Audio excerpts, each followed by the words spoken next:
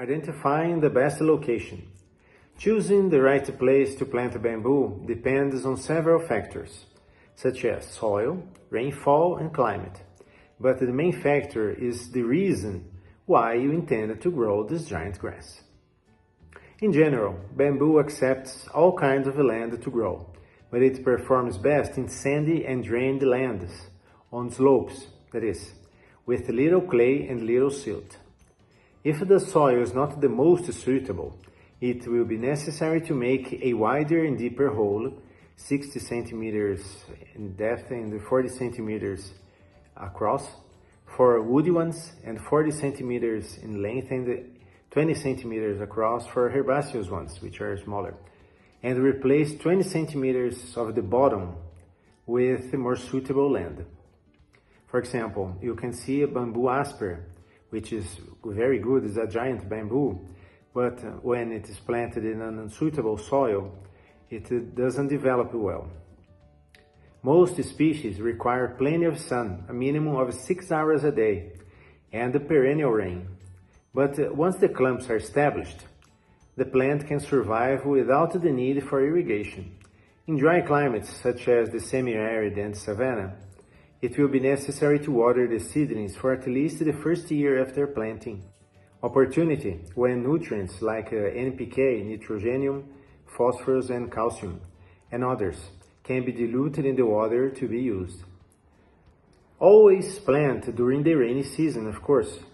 If the clumps are close to water courses, there will be no need to worry about irrigation.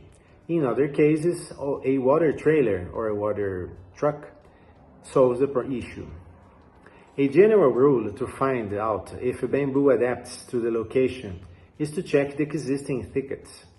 It has already been observed that the same species planted at the same time from the same matrix had slower development close to a road, which means a very compacted clay soil, but grew right in the middle of the property, grew well.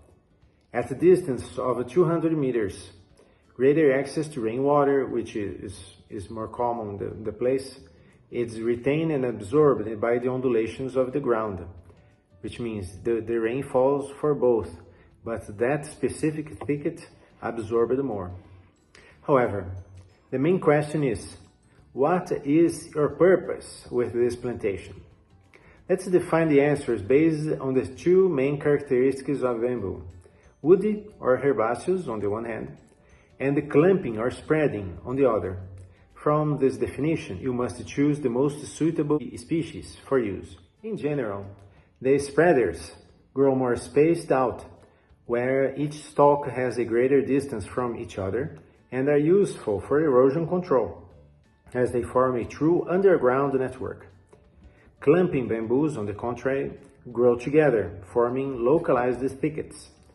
They are good for landscaping, providing different solutions such as wind barriers, noise barriers, wall closures, or just for contemplation.